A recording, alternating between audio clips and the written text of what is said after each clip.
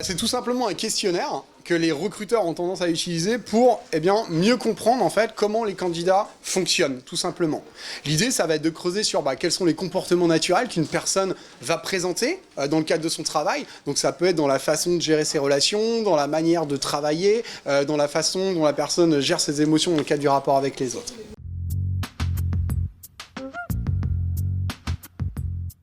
En fait, il y a 3 catégories d'outils qui sont utilisés, de tests qui sont utilisés par les recruteurs. Le premier, c'est tout ce qu'on appelle les tests plutôt de raisonnement. Donc là, l'idée, ça va être de bien comprendre comment la personne pense, la vitesse à laquelle elle réfléchit. Ensuite, on a les questionnaires de motivation. Donc là, on va pas chercher à savoir si le candidat est motivé ou pas en soi, comme ça, dans l'absolu. Ce qui va intéresser le recruteur, c'est de comprendre quels sont les besoins fondamentaux de ce candidat. Qu'est-ce qu'il met en mouvement? Pour pouvoir ensuite savoir, est-ce que en gros, le mode de fonctionnement de mon candidat, c'est-à-dire ce qu'il recherche et ce qu'il va pouvoir le trouver dans le job. Et le troisième type de questionnaire qu'on va pouvoir trouver, ce qu'on appelle les tests de personnalité, justement.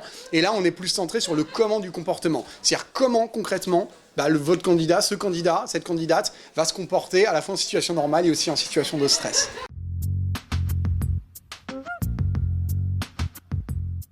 Ça s'est très largement démocratisé. C'est vrai qu'il y a encore quelques années, c'était réservé plutôt aux cadres de haut niveau. Donc là, on se rend compte que toutes les entreprises l'utilisent quasiment. Je crois que c'est 70 à 75% aujourd'hui des entreprises qui ont recours et plus de 80% des cabinets de recrutement. Et peu importe le secteur d'activité, ça c'est quelque chose d'assez transversal.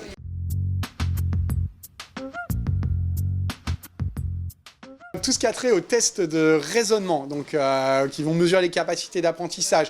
Mais il y a des petits trucs qu'on peut faire, par exemple, c'est vrai que même on peut trouver des applications sur l'iPhone, sur son Samsung, qui permettent par exemple de faire des petits jeux de raisonnement, des choses comme ça. Donc il y a des applications comme Peak ou d'autres qui permettent de s'entraîner.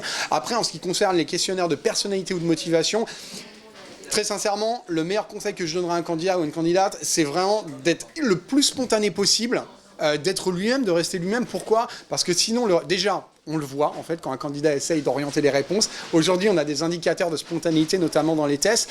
Et surtout, qu'est-ce qui va se passer si on réussit à mentir? On va se retrouver dans un job, au final, qui ne nous correspondra pas. Ni à ce qu'on est, ni à le type de personne qu'on a envie de devenir, ni à ce qui nous met en mouvement.